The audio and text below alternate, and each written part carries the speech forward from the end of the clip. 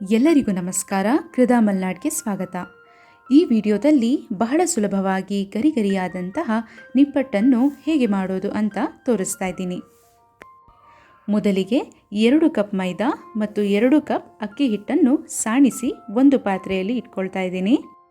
ಮತ್ತೆ 1 ಕಪ್ ಶೇಂಗಾವನ್ನು ಈ ರೀತಿಯಲ್ಲಿ ಪೀಸ್ ಮಾಡಿ ಇಟ್ಕೋಬೇಕಾಗತ್ತೆ. ಹಾಗೂ 1 ಕಪ್ ಬೇವಿನ ಸೊಪ್ಪನ್ನು ಸಣ್ಣದಾಗಿ ಪೀಸ್ ಮಾಡಿ ಇಟ್ಕೊಳ್ಬೇಕು.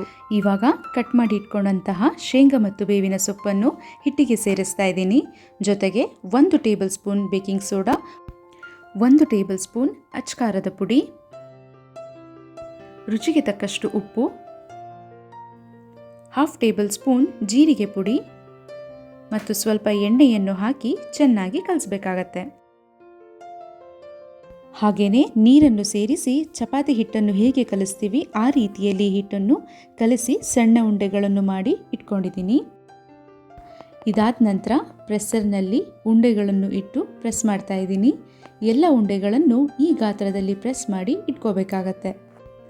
ಇವಾಗ ಇದನ್ನು ಒಂದು ಬಾಣಲಿಗೆ ಎಣ್ಣೆಯನ್ನು ಹಾಕಿ ಕರಿದರೆ ಗರಿಗರಿಯಾದಂತಹ ನಿಪ್ಪಟ್ಟು ರೆಡಿಯಾಗುತ್ತೆ. ನಾವು ಮಾಡಿದಂತಹ ಈ ರೆಸಿಪಿ ನಿಮಗೆ ಇಷ್ಟ ಆಗಿದೆ ಅಂತ ತಿಳ್ಕೊಂಡಿದ್ದೀನಿ. ಇಷ್ಟ ಆಗಿದ್ದರೆ ಈ ವಿಡಿಯೋಗೆ ಒಂದು ಲೈಕ್ ಕೊಡಿ, ಕಾಮೆಂಟ್ ಬಾಕ್ಸಲ್ಲಿ ನಿಮ್ಮ ಅಭಿಪ್ರಾಯವನ್ನು ತಿಳಿಸಿ ಮತ್ತು ಶೇರ್ ಮಾಡಿ ಅಂತ ಹೇಳ್ತಾ ಮತ್ತೊಂದು ವಿಡಿಯೋದಲ್ಲಿ ಭೇಟಿಯಾಗೋಣ. ಧನ್ಯವಾದಗಳು.